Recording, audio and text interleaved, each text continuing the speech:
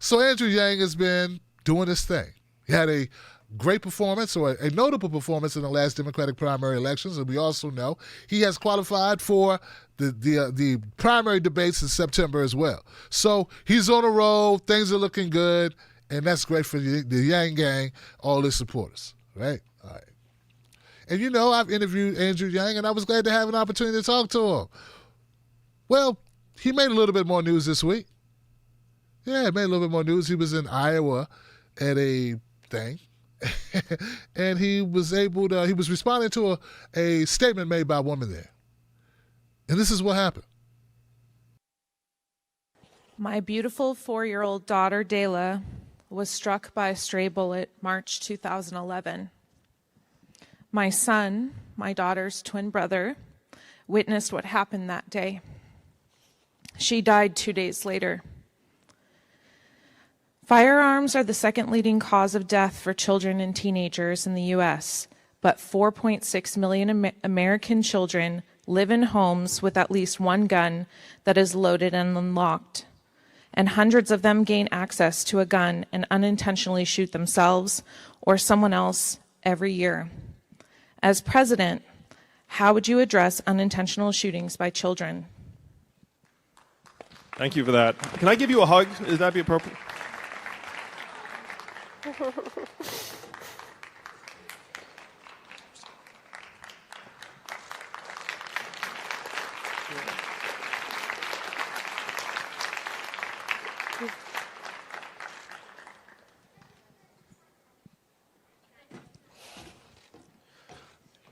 I have a 6- and 3-year-old boy. I was imagining.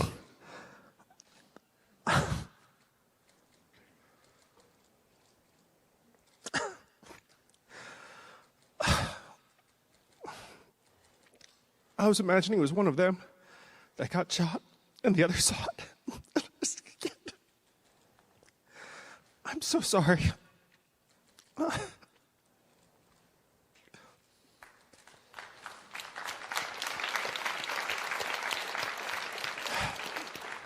The biggest downside of running for president for me has been that I don't get to see my family very much. So I get pictures, I FaceTime, I see pictures of my boys, and just that scene that she described, I'm sorry, it's like very, very affecting. You're right that when there's a gun in the household, you're more likely to have a child get shot or the owner get shot than to kill, let's say, an intruder into the house. Those are just numbers. Those are just the facts. So one of the things we can do, and it's very hard to get into Americans' houses where all of these guns are, but if we can convince Americans that personalized guns are a good idea, then again, if the child gets a hold of the gun, then they can't do anything with it. Then it just becomes a very heavy, expensive prop.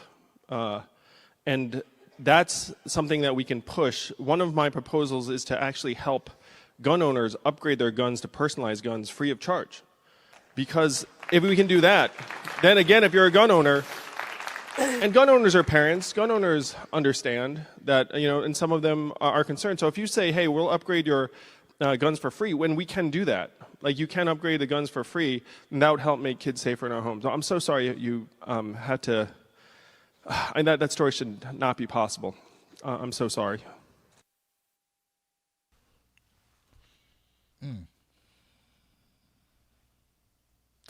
All right, I'm going to be honest with you guys. Totally honest, totally transparent. I was going to go another direction with this story because I was feeling a certain kind of way after watching this a couple of times. But now, after watching it again and really thinking about it, I think I'm going to ride with Andrew Yang on this one. Yeah, some people are miscommunicating or misunderstanding this whole situation, what happened here. And maybe it's just me because it being my birthday today, I found myself a little bit more melancholy than usual about my children and about my life and about where I thought I'd be, where I am, and what I could have never imagined all happening at the same time. And it having a certain reaction, me having a certain reaction to that. I think that's put me in a certain mind space where I see things a little bit different than I normally would.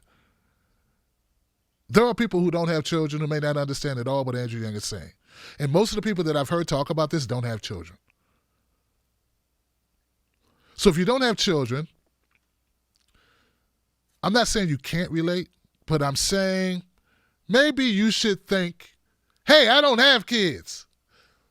Maybe I should imagine that there's something I might not be feeling that the person who has children, who just heard a story of a child dying, who's on a campaign trail away from his kids, now he's thinking about his kids. Maybe you give him the benefit of the doubt. I mean, because if you were a parent, maybe you would feel differently. But what I've been saying is way too many people playing to the right.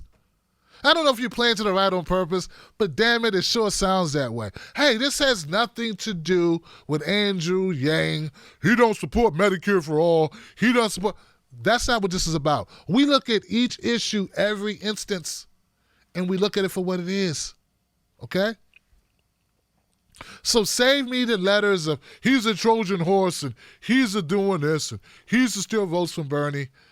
Yeah, okay. We're not talking about that right now. What we're talking about, was Andrew Yang being authentic in this moment, or was he putting it on for the audience?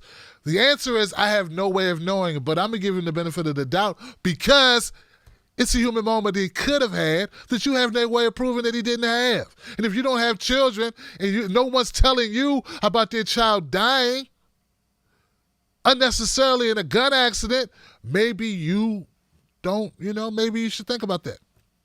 And people are running down the hill so fast on this story just to have something to say about Andrew Yang and just to kind of catch viewership, it seems. They're like equating this to like Parkland shootings or mass shootings. This is about gun safety. The biometric is about your, whether it be voice impressions or face recognition or your fingerprint, the gun would only be activated by your touch. It'd be something specific to you that only you could have that would arm the gun, that would make the gun able to be fired. So that's a very specific thing. That has nothing to do with mass shootings. I saw one guy go on a long tirade ripping Andrew Yang for everything. And it was obvious that he had a personal You the one seem like you're on steroids, bruh.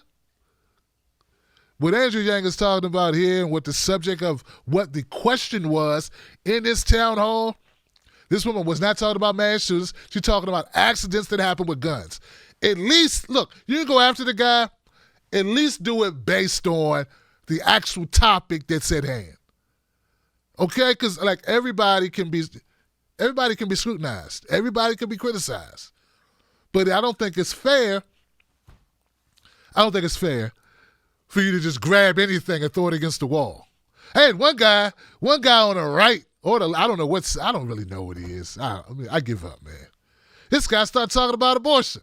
Like, you can't care about a kid getting their brains blown out because you don't support, because you're not against, because you're pro-choice. That means you can't care about kids.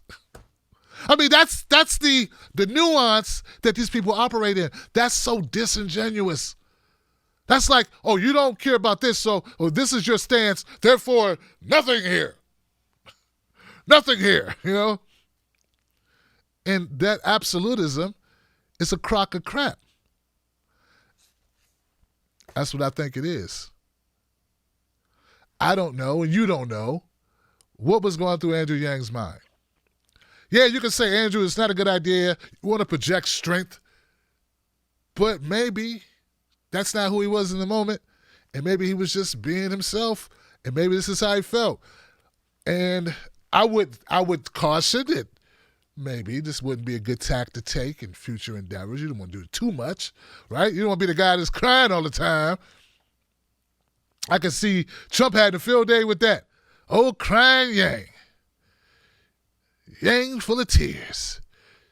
Tear-jerker Yang. Wah, baby Yang. I can hear that.